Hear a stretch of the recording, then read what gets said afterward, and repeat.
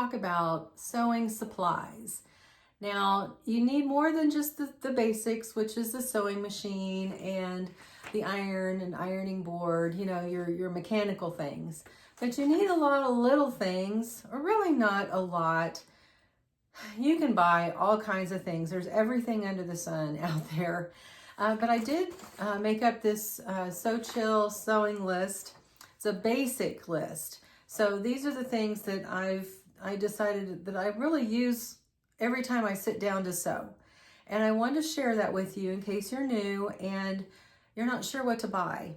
There are little kits. Hobby Lobby, I was in Hobby Lobby, and I'll go ahead and post that right here, of a kit that was $6.49 that had, I don't know, 7 or 8 items. Scissors. So you could start, you don't have to start with the Fiskars, you know, the really super expensive Gingers. Those are very nice, but you might want to work up into that, especially for the price point. But I have a basic sewing notion list, and I'm going to show you what I have in my studio, and an optional supplies, like if you're going to do some quilting. I recently started quilting last September, and you know, when you start something new, you have to get the tools, right? You just do. I love the tools. And you can find most of these at any quilting store. They tend to be more expensive, so you might want to start out with Walmart. I'm not sure if Target has any. They might have just very basic things, but I know Walmart has a craft section. Hobby Lobby has a great section, and their prices are really good. I will give you a little tip on Hobby Lobby. Their fabrics are 30% off every other week. So if you walk in, you don't see the 30% off signs, wait till next week, unless you just have to have it.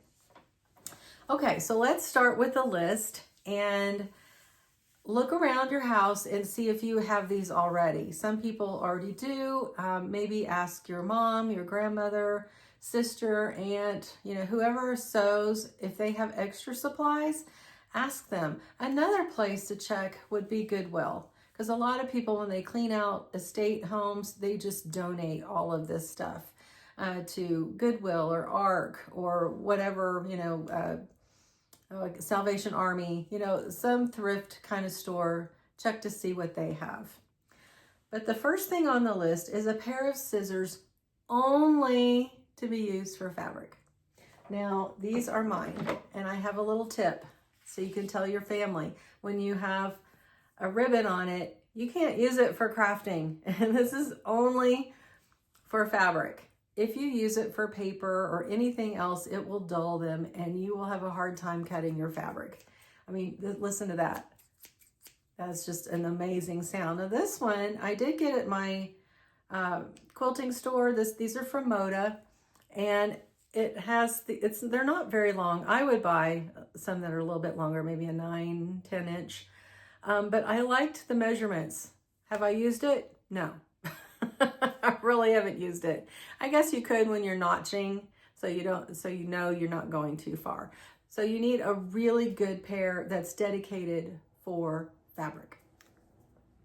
And then at the dollar store, you can get just regular crafting scissors. You know, don't spend, these are Fiskars. These were my fabric scissors, and then I ended up using them for paper, and they got a little bit dull, so they got demoted to my fabric scissors.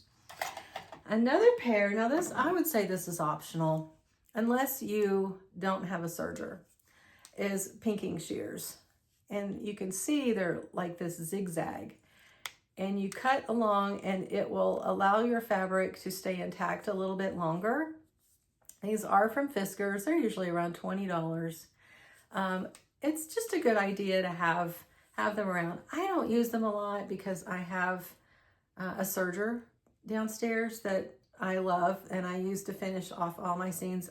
I've had a serger ever since the early 80s, and I won't go back.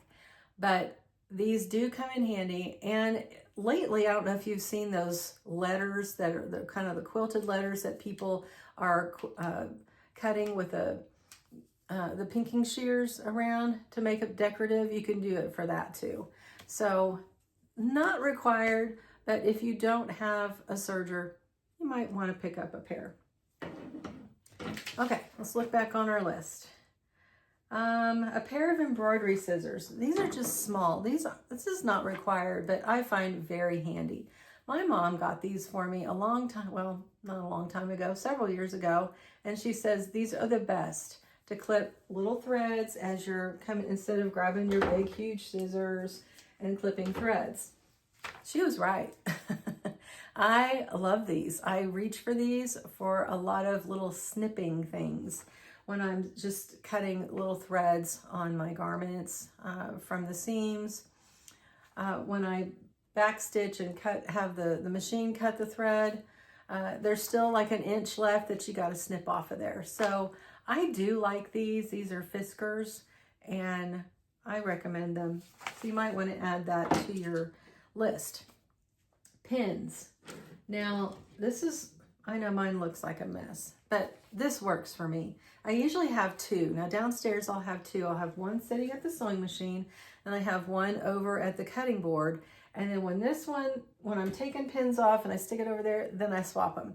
I came up with this method years ago because I kept looking for my pin. It's not a cushion, pin holder, because it's magnetic. It'll even hold it on the bottom. So sometimes I have to kind of pull it up. But I found this at Hobby Lobby. I almost bought another one the other day. I still may go out and buy one, but I love it.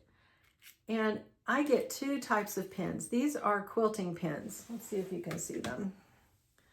Let's see. They're just maybe, there we go. It's a pretty long pin. It's probably 2.5 inches. Yeah, 2 to 2.5 inches long, but they're thin and pliable. They're mainly used for quilting, but I do use them in garment sewing as well. And these other glass head pins, this is probably 1.5 inches. They're a little more sturdy. When you're pinning your pattern to your fabric, these work best. These will bend, and I don't know, you can see the difference in the sizes, just like that. And I use both, honestly. So I like the long quilting ones, and I like the glass bead that are a little bit thicker.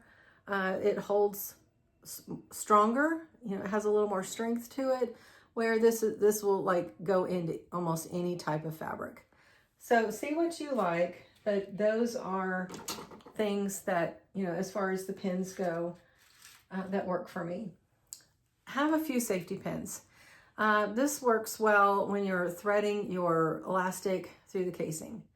And it's just good to have. It's just a simple thing. You can get them at the dollar store. You don't need very many, but it does come in handy. Okay, so pattern weights. You can use, one thing I've been using lately is just like the handheld dumbbells to set on the fabric, especially quilting. I'll set it on my ruler, and so it really doesn't move like if I was holding it down and then I'm doing the rotary cutter, and sometimes it slides off just a little bit. But there's all kinds of patterns. You don't have to buy them. Just look around the house. You can use soup cans. Anything that's heavy that you can set down on your pattern, you know, in your fabric pieces when you're cutting them out. It does make it a lot easier. Or you can simply just pin them down and cut them out from there. Okay, this one you will need occasionally. Hopefully occasionally, but you will need it at some point. Do you know what it is? It's a seam ripper. I have 3 different kinds. Well, 2 of the same kind, but they are, one's bigger than the other. So you've got the little point here, and the sharp point is in this little channel. This is just so you're not gonna snip some fat or some thread in places you don't want to, but these do come in handy. I have this other one. I forget who told me about this one, so I bought it, and it's my favorite. I don't know really where you can find it, maybe at a quilting shop or online probably. I like this one. It's easy to use. It's just kind of a no frill, no fuss. But when you buy a kit, you will probably get, You'll probably get this teeny tiny one, honestly. And they do come with your machine. They've come with all of my machines. That's why I've got several. Here's a Bernina one. This one, I think, came with this machine. But I did buy this one separate just because it was a little different and I wanted to give it a try. I do like this one. So those are your seam rippers. Be sure you have one because, you know, we're not perfect. When we stitch, sometimes things get off or it folds in a place and you need to unpick. Sometimes people call it ripping out or unpicking. I always just, you know, just a seam ripper. But you will need it occasionally. Okay, the next thing on the list is universal sewing machine needles. You don't need a lot. These will last forever. Let's see. Here's some quilting ones. And I have collected a lot of these. This one is here's my chrome. I've been looking for these. There's a quilting store called Ruth's Stitchery in Colorado Springs, and this is what they recommended, these chrome. So I'm excited to give them a try. You're going to want probably a size 80. I know that might not mean a lot for you right now, but an 80 is just kind of a mid-sized needle. Anything higher, like a 90 or 100, is more for heavyweight fabrics. Anything lower is for thinner, more delicate fabrics. So look for this, look for the chrome. Here is some quilting needles I got at Hobby Lobby, about $5.49 for this little pack. It does last a long time. Some people will change their needle after every project. I don't do that. I never change it until I have to. And then, you know, on here, you'll see different sizes. So there's a 75 and a 90. There's 3 75s, I think the 75 is the metric and the 11 is the US. So an 11 is the 75. It's one and the same. So if you have a pack that says 11 or 14, it's comparable to the 75 and 90. The 90 would be more for quilting, you know, a little heavier fabrics. The 75 is a much lighter, narrower needle. And it has the flat back that just fits right up in here nicely. So you will need just a couple packs just to get you started. Maybe even just one. Just get one that says universal and it has several different sizes. Needles of various sizes for hand sewing. My needles are usually kind of stuck in here somewhere. We'll see. Here it is. I found it, I think. Nope, that's a pin. Okay, I must have left it downstairs. I don't do a lot of hand sewing, but it's good if you're gonna sew on a button, when you're not gonna do it on the machine. If it's a shank type button, you will need a needle and thread. So get just an assortment of hand sewing needles. It might be called embroidery. Sometimes embroidery is a little thicker because they think you're gonna use the embroidery floss. So just something for hand sewing to put on a button. And if you buy one of those quilts, or not the quilts, if you buy one of those kits at Hobby Lobby, it was included in there. A seam gauge. This thing I have used since I started sewing. I started sewing when I was 8, and this has always been a staple. And this slider moves up and down. So if you're trying to do like an inch seam allowance, and you need to mark it, you can just move this up to an inch and then mark your fabric. It's great for hems. I mainly use it for hems. I rarely use it for anything else. But as you'll see, I've got a couple. This one is a really old one. I've probably had this one longer than this one. But some sort of measuring tool. You can use a ruler, just a child's ruler that you've got, that will work too. But I do like the little slider on this one. So if I'm doing a 2-inch hem, I can just move it down there and then measure my fabric as I go. Okay, what's next on the list? A measuring tape. What do I do with it? You will want a measuring tape. You need to measure yourself to decide what size pattern that you're gonna get. Now, there's different measurements that you need, and The pattern will usually guide you through it. They'll say, okay, if you're making a pair of pants, maybe the hip is the most important. If you're making a top, maybe it's the upper bust is the most important. You will need to know your upper bust versus your just regular bust line. And what that difference is the cup size. And so know what your size is. Don't get hung up on the number. It's so easy to get hung up on that. Just know that patterns are different than ready to wear. In ready to wear, I'm usually a large, usually a size 8 to 10, sometimes 10 to 12. In itch to stitch, I'm a flat size 12. Her patterns are great for me because I can just look at it and they're all aligned. The bust, the waist, and the hip. My hips are kind of narrow, but I don't worry about that on the patterns too much. Just the waist and the upper bust and the bust line, because you want it to be comfortable. You want it to fit really nice. Now, Pattern Emporium really makes me think maybe I should go on a diet because she's from Australia.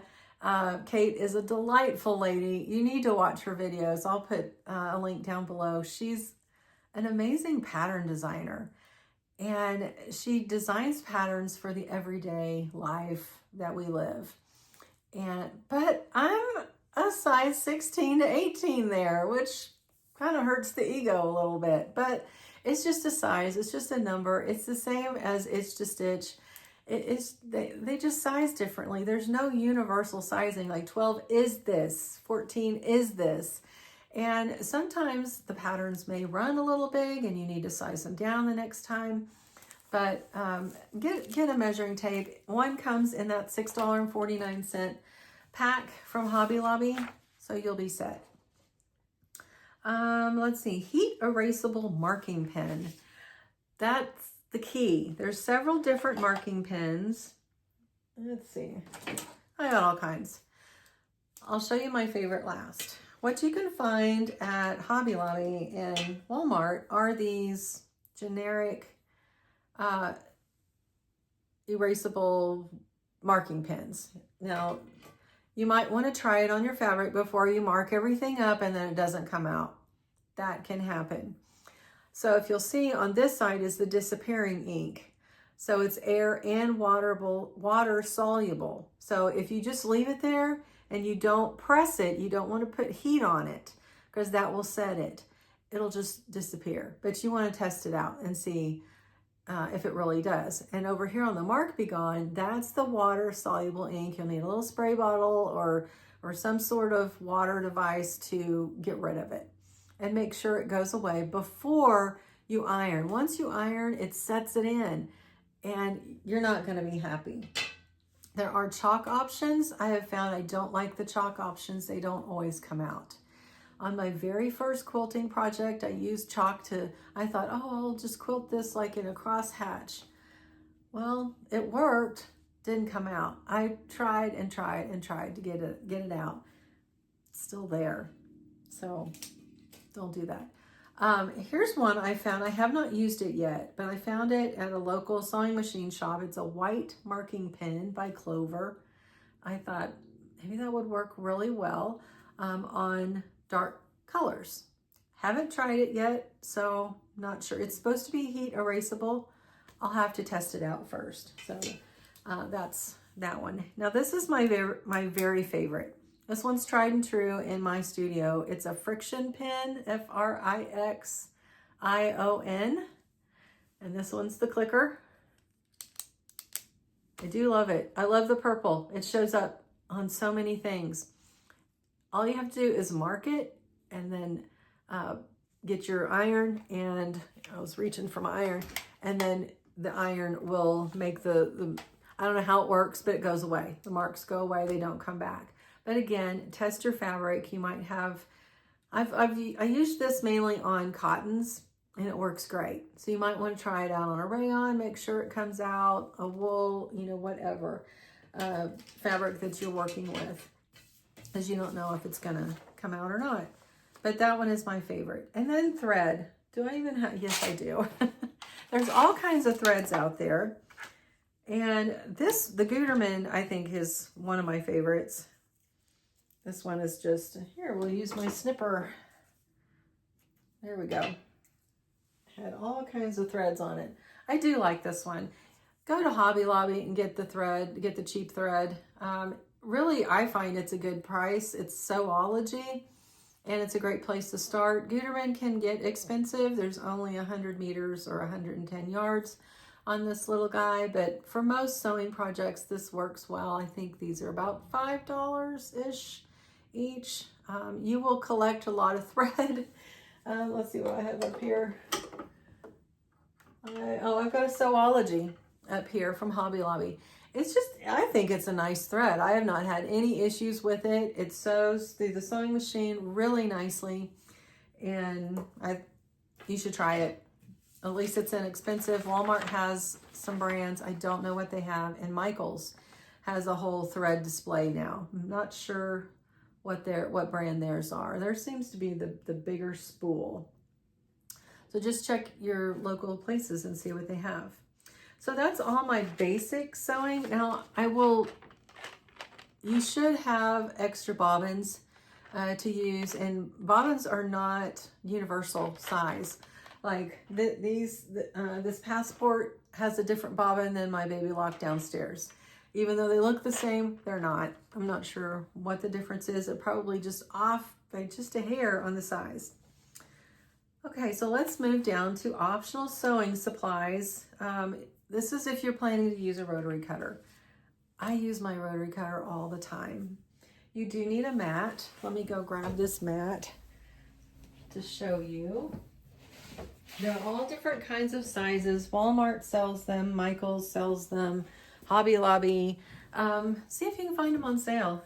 I'm sure Amazon sells them, but you need a self-healing. I think it's good to get a self-healing. It lasts longer. This one's not very big. My favorite size is 24 by 36. And downstairs I have two, and I put them together. So it doesn't matter where I am. I've got either a 24 by 46 or 2 yards by 4 feet, if that makes sense. This one is 23 inches by 17. So it's still a pretty good size. I wouldn't cut out a dress on this, but maybe it would be nice just for quilting pieces. So you want to have this. You don't want to use your rotary cutter on your table. You will ruin it. You will ruin both the rotary cutter and your table. So here's two different sizes. Really, I don't have any one favorite. This is a 45 millimeter. Lately, I've used this one the most because the blade is pretty sharp. This one, I need to change the blade. Lately, I haven't been able to find a 60 millimeter, but I do like this one because, let's see, let's go this way. Because in order to engage it, you have to pull down. So when you let go, this retracts. This is the blade. This is super sharp. Even when it's dull cutting out fabric, it's still sharp to the touch, so you don't want to touch that. So it's for safety reasons. I like this one. This was one of the first ones that I ever bought. To engage, you push this little lever, and did you hear that click? And you have to click it back. So it doesn't go automatically, which is not good when you have children around, especially. Who knows? You know, a lot of times I notice I leave it out. You can see that it's exposed by about 1/4 inch, and you don't want to nick yourself. This is a good one though. Fiskars. These are both Fiskars? Yes, these are both. So just kind of see which one you like. Get extra blades. That one you will end up using the blade, and I need to clean this out a lot more. You will use this more than you think, especially if you have a rotary mat and you're quilting. And then I recommend this one. This is a Fiskars quilting ruler. It's thick, so when you're going to the side of it, you know, chances are you won't go across. I did on another one, and I ruined both my blade and my ruler. But I like this one. It's 6 by 24. It'll go all across the width of fabric. If your fabric's 45 inches wide and it's folded into 22.5, works perfect. This is my go-to ruler. I use it all the time. Now, if you want to square up, then you can use, I have so many downstairs. When I do a quilting video, I'll show you all the ones I use, and then I have some I don't use that somebody told me, oh, you should get this. I use it all the time. They might, I don't know. I just have different methods. So this is just a square. It's 8.5 by 8.5, I believe. 7.5, 8, yeah, 8.5. So it's nice to square things up, or you can just grab it if you've got something, you know, that you're making fabric-wise or apparel-wise, maybe you can use it there. But I mainly use this one for quilting. Okay, let's see what else we have here. Alrighty, well, that's all of the notions that I use. I was just looking around to see, there's a couple extra things I would say that I use. And one thing are these little clips. They're pretty cheap on Amazon, and I think they're good prices at Hobby Lobby. I use them mainly on quilting when I'm doing my binding. I pull these out versus pins. So these little clips, they come in different sizes. And one other thing I like to use is this little awl. And I mainly use it when things are kind of tight going through here and I don't want to get my finger under here and sew my finger. I've never done that in 50 years. So I put this down there. I would rather break the needle with this than my finger, and just to kind of help push things along. But for now, I believe those are the main things to get. Look for just a basic sewing notion kit, and then you can build from there. Just as you work with different patterns, it might require or suggest a new notion that you might want to have in your arsenal, in your sewing supply box. And again, you don't have to get fancy, but you can just use this, you know, a bag of some sort. You can use a container, just something that kind of keeps them organized. I tend to have a few things just out next to my sewing machine that I have easy access to. I never have these, so I will put that away. But find yourself a place to organize so it's just not everywhere. It doesn't fall on the floor. If it's in a bag, at least you can kind of thumb through it and find it. But if you have a favorite notion that you use that I didn't mention, I might use it too on occasion.